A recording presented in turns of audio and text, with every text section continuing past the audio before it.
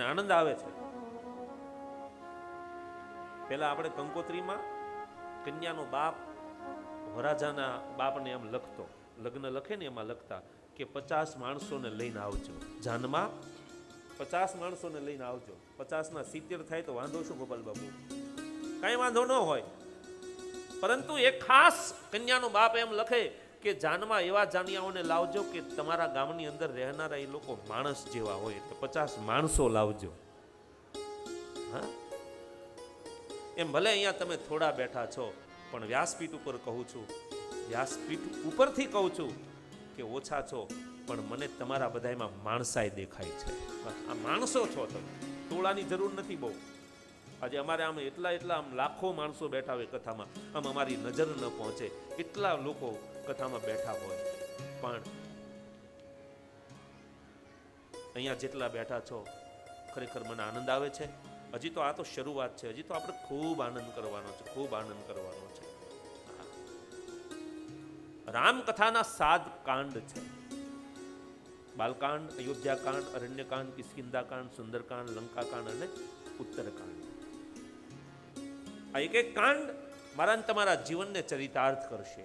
આપણામાં બાલ્ય અવસ્થા હોય, યુવા અવસ્થા હોય, કુમાર અવસ્થા હોય અને વૃદ્ધાવસ્થા હોય. ઉત્તર એટલે ઉત્તર ક્રિયા કરીએ ને આપણે, ઉત્તરકાંડ એટલે છેલ્લી અવસ્થા. એમ રામાયણે આપણને જીવન જીવતા શીખવાડશે. કેમ જીવન જીવવું, કોની સાથે કેવો વ્યવહાર કરવો, ભાઈ ભાઈઓ વચ્ચે પ્રેમ કેવો હોય, બાપ બેટા વચ્ચે પ્રેમ કેવો હોય, ભાઈ બહેન વચ્ચે પ્રેમ કેવો હોય, રાજા અને પ્રજા વચ્ચે પ્રેમ કેવો હોય, ગુરુ અને શિષ્ય વચ્ચે પ્રેમ કેવો હોય, સાસુ અને વહુને પ્રેમ કેવો હોય. એ બધા જ ટૂંકમાં રામકથા એક પરિવારની કથા છે, આપણી સૌની કથા છે.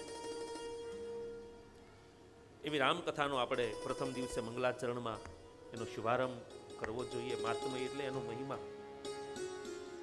તો પ્રથમ તુલસીદાસજીએ 7 શ્લોક લખ્યા છે. આવો એનું આપણે બહુ સંક્ષિપ્તમાં પઠન કરી અને પછી 1-2 ચોપાઈઓ રામચરિત માનસની લઈ અને પછી આપણે સૌ અહીંથી પ્રસાદ લેવા માટે જઈશું. પણ ક્રમમાં આવે છે એટલે આપણે મંગલાચરણ કરી લઈએ.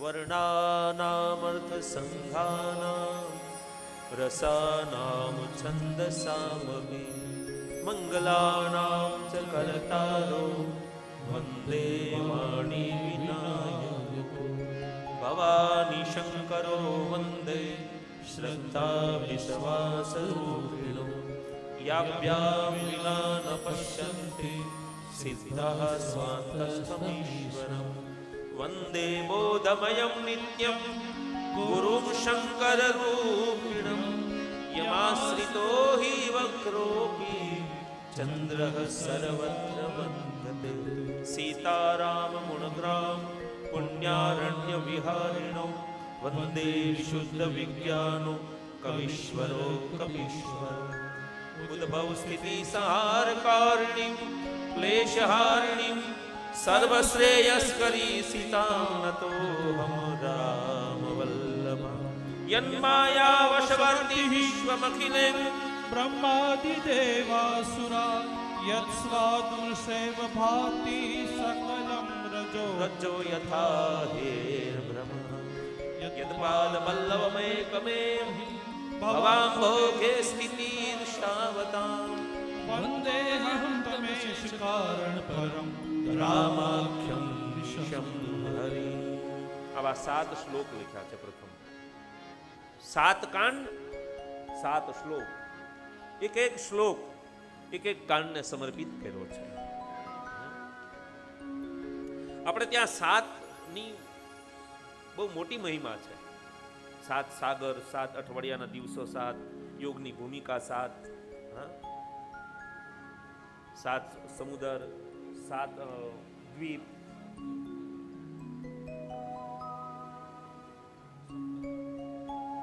એમ રામકથાના કાંડ 7, પ્રથમ શ્લોક 7, પછી 5 સોરઠા લખ્યા છે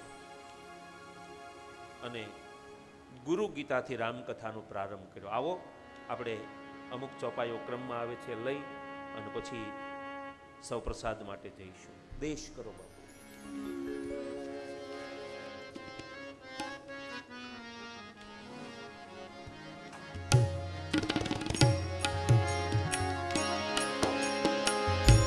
વંદવું ગુરુ પદ પદુમ પરાગા સુરુચિ સુવાસ સરસ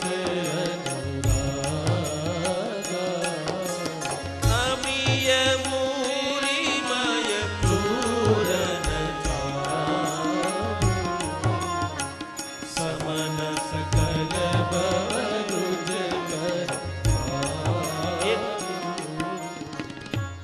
વણજોતી સલાહ આપું, વણ માગી.